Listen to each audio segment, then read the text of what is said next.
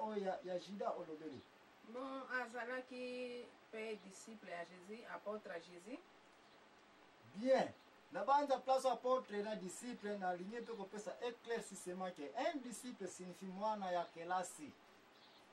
Mwana ya kelasi. Mwana ya kelasi. Kelasi ya nini? Kelasi oyo bato bake na classe koyekola ko éducation ko. Mama ani oyo shuwe na place wana. Classe ni koloba ete yo mutu wa composer likambo na yo. O découvrir le mécanique na yo to sali garage na yo. Bongo za na bana ya mike ba yepo ba yako yekola pe ba ko banani ba mécanicien. Bana ba ko bengo maître vrai ou faux. Ya, déjà so. Groupe ma wana osali bana ba ko ba disciple na yo. OK. Vous comprenez? OK. Okoyi kosala eloko nyonso lingi kosala na mokili oyo soko oza na bato baza kolanda eke yo mutu ozali mokolo na bango maître na bango okomi maître bana na bakomi banani Donc badisciple na yo. Jida azalaki disciple ya Jésus-Christ parce que nkolo esaponaki ke yo yaka na ekole na ngai. Non, yango ntango mosusu aza kobenga maître ko. Yango baza kobenga Jésus-Christ rabuni maître.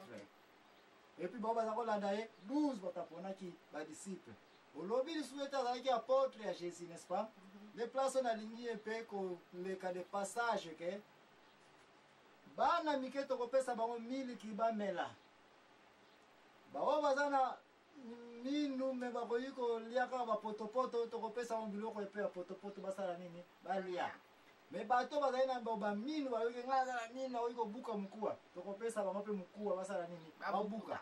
Place oyo tozali kolanse mpona koloba ete soko komela miliki mela miliki soko kolia potopoto lia potopoto soko kobuka mokuwa buka mokuwa. Juda azalaki apôtre te. Ntango nkolo ezalaki na mabele badisciple nyonso na alakisaki bango misala bakende kosala. Bakende koteya nsango malamu.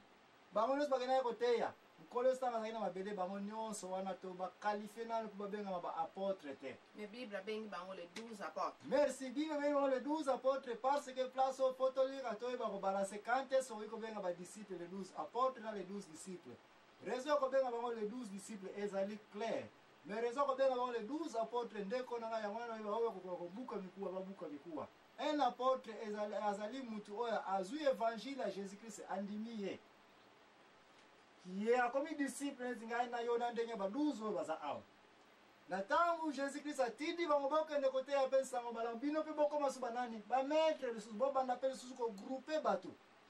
Na tangu nkolo sakufi Bible ezali ko confirmer te ba disciple nyonso oyo kote bakendaki bakoma pe ko grouper bato bango lisusu bakomaki neti kaka ba maître bakoma pe ko kusangisa bato ekomi mpe neti kaka lingomba libundu. Libundu signifie groupement ya bato. Osali 2, 3, 4 plus que 2 okomi un apôtre soko oyo kogroupe bato. Yango wana tomoni place Juda Iscariot agroupelaki bato te to te ya bango. Tomoni misala wana te place agroupelaki bato ke toza koyeba makolo na ye ke yeyo ake awa bato oyo bakoki koloba ete ye mutu ateyi bango. Ye biloko eza koleka ntina data lelo oyo to ti meme ntango nkolo esi azalaki. Question naza na yango mama ani ntango nkolo esi azalaki na mabele est ce que badisciple bazalaki kaka 12? Bon, bazalaki ka 12. Bon, mama ani place wana tika na biso te yango wana oyo bato bakomela miliki bamela miliki. Bato bakolia potopoto balia potopoto. Me bato oyo mpe bakomela bakobuka mikuwa babuka mikuwa. Jésus-Christ ntango azalaki na mabele ntina data lelo oyo aformaki badisciple ebele. Sauf bale 12 oyo baza mpe en extension parce que bango bazali corps nucleus base na ye ya attaque. Eza lokola oforme garage no oza na 12 bana olakisi mécanique. Bana wana ntango bakokende bakosala su nini? Bakende su kofungola bango lisusu. Bakokende su kofungola yango ba garage.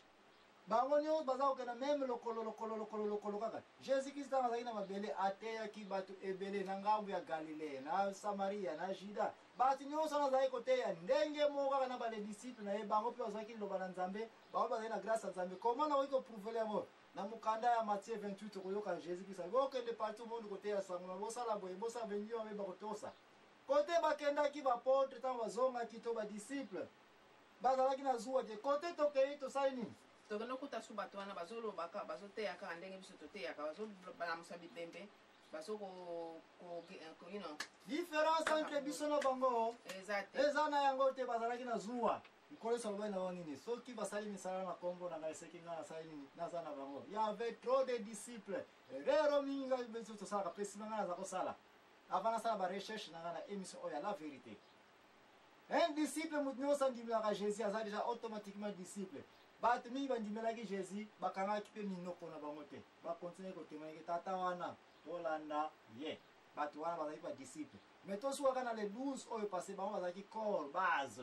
sikopona ni bazalaki na zuwa ntango baki kokuta bato mosusu baza mpe kuna kosambela bazokolamusa bipembe bazokogeri mamalade bazokopurifie le lepre bon mpona ni bazalaki na zuwa nango de place oyo wana aza nango sikoyo nakomi na point ya kopose mpe mama ani question estce yo mpe kuna na bonkulu na yo na culture na yo na village na bokola bato bazali te kaza paster na église obongo ayoki paster église moko soki kuna efongwani eza kopela ebongo akomi na zuwa bazali estce ezali peteke yo na église oyo okendaka ke mama wana ayoki ke mama tele ye mutu abikolaka mingi bato bakenda mingi kozwa pambole pana epuis mpe zuwa ezwi ye ezali biloko oyo esalemaki na bale 12 oyo batamboli basimbaki mvoela ya jésus ndio makambo yango ebanda mpenza kala toza na yo na mayele me mama elikambo toza nango mama ali opose la question nga mpe fona pose bakestion va tokende kozwa première réponse na biso oyo